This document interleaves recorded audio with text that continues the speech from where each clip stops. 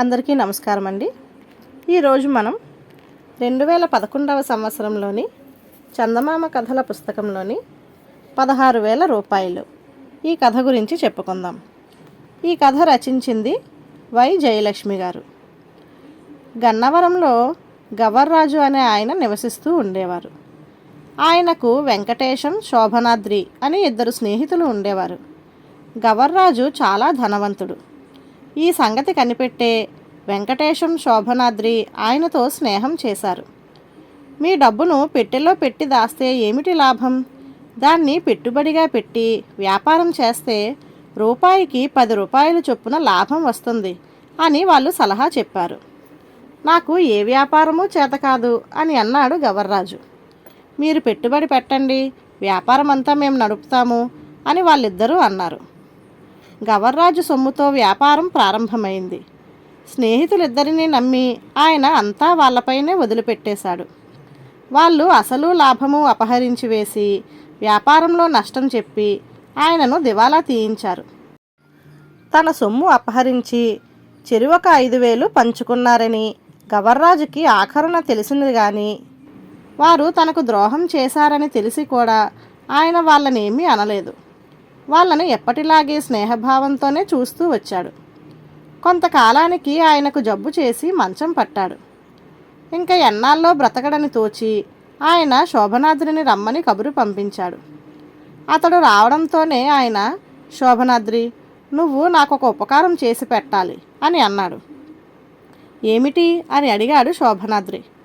నాకు రోజులు దగ్గర పడ్డాయి. నేను పోయే ముందు ఏ సొమ్ము ఎక్కడ ఉన్నది నా భార్యకు చెప్పవలసిన సమయం వచ్చింది. కానీ మా ఆవిడ వట్టి దుబారా మనిషి. సొమ్ము చేతికి వస్తే 3 నిమిషాల్లో ఖర్చు చేసేస్తుంది అని అన్నాడు. ఆయన వద్ద ఇంకా సొమ్ము ఉందని తెలియడంతో శోభనాద్రికి ఆశ కలిగింది.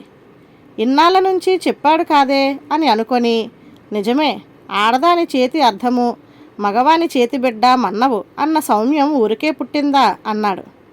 వ్యాపారంలో పోయింది పోగా నా వద్ద ఇంకా 16,000 దాకా ఉంది. ఆ రూపాయలను 1000 చొప్పున ముంతలలో పోసి మా ఇంటి 4 గదులలోనూ ఒక్కొక్క ముంత ఒక్కొక్క మూలన పాతిపెట్టాను. 16 ముంతలున్నాయని నా భార్యకు ఒక్క మాటుగా కూడా తెలియనివ్వకూడదు. నువ్వు చెయ్యవలసిన ఉపకారం ఏమిటంటే అని ఊరుకున్నాడు గవర్రాజు. చెప్పండి అంటూ తొందర పెట్టాడు శోభనాద్రి. మధ్య మధ్య మా ఇంటి పరిస్థితులు కనుక్కొని వెడుతూ ఉండు. నా భార్య డబ్బు లేక ఇబ్బంది పడుతోంది అని తెలియడంతోనే ఒక ముంత మాట చెప్పి ఆ సొమ్ము తవ్వుకోమను. ఆ సొమ్ము పూర్తి అయ్యే వరకు దానికి తక్కిన ముంతల మాట చెప్పవద్దు అన్నాడు గవర్రాజు. ఈ ముంతల రహస్యం నువ్వు ఎవరికీ తెలియనివ్వకూడదు. వెంకటేశానికి కూడా చెప్పకు. అతడిపై నాకు నమ్మకం పోయింది. అందుకే నీతో చెప్పి ఈ ఉపకారం చేయవలసిందని కోరుతున్నాను అని కూడా అన్నాడు గవర్రాజు. తప్పకుండా చేస్తాను. మీరు నన్ను నమ్ముకొని ఇంత నిశ్చితంగా ఉండవచ్చు. ఈ పాటిదానికేనా అని చెప్పి శోభనాద్రి వెళ్ళిపోయాడు. ఆ సాయంత్రమే గవర్రాజు తన 2వ స్నేహితుడైన వెంకటేశాన్ని రప్పించి ఆ ముంతల రహస్యాన్ని అతడితో కూడా చెప్పాడు. శోభనాద్రిని కోరినట్లే ఈ ఉపకారం నువ్వు నాకు చెయ్యాలి. ఈ రహస్యాన్ని నువ్వు శోభనాద్రికి కూడా తెలియనివ్వకూడదు. అతడంటే నాకు ఏమాత్రం నమ్మకం లేకనే నీకు కబురు చేయించాను అని అన్నాడు. అతడికెందుకు చెప్తాను? ఇంకా మీరు నిశ్చితంగా ఉండవచ్చు. వ్యవహారం అంతా నేను చూసుకుంటాను అని నమ్మకంగా అన్నాడు వెంకటేశం. కొన్నాళ్లకు గవర్రాజు చనిపోయాడు.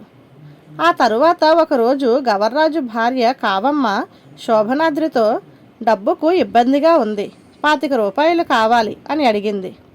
నా దగ్గర సొమ్ము ఎక్కడిది? అంతేకాకుండా మీరు మాత్రం అప్పు చేసి ఎన్నాళ్ళు గడపగలరు? మీ ఇల్లు అమ్మేస్తే ఒక 1000 రూపాయలు వస్తుంది. అలా చెయ్యకూడదా అన్నాడు శోభనాద్రి. నాకు ఈ ఆలోచన రానే రాలేదు. అమ్మేటట్లయితే రాత్రి నిశ్చయించుకు చెబుతాను అన్నది ఆవిడ.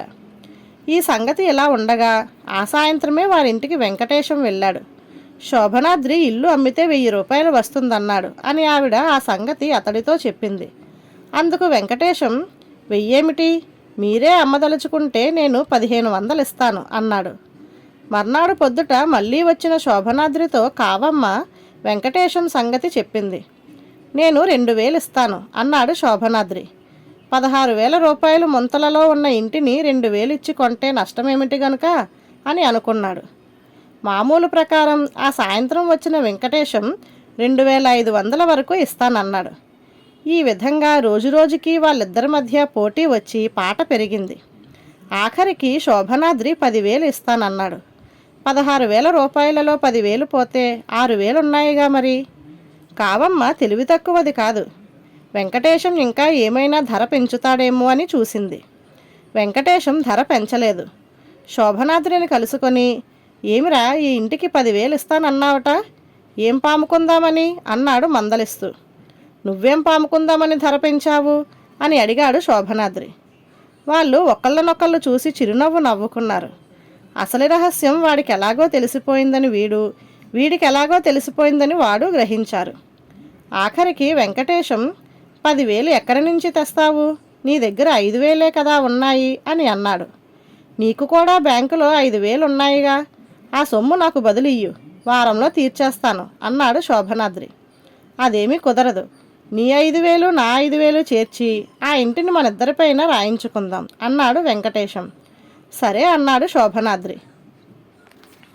ఇది వరకు గవర్రాజుకు ద్రోహం చేసి అపహరించిన 10,000 తెచ్చి వాళ్ళిద్దరూ కావమ్మగారి ఒడిలో పోసి ఇల్లు రాయించుకున్నారు. తరువాత వాళ్ళిద్దరూ చెరివొక గుణపం చేతపుచ్చుకొని గది మూలలు తవ్వటం మొదలుపెట్టారు. ఎంత తవ్వినా ఒక్క ముంత కూడా కనిపించలేదు. ఈ విధంగా గవర్రాజు తనకు రావలసిన బాకీ సొమ్మును చనిపోయినా వసూలు చేసుకున్నాడు. ధన్యవాదాలు.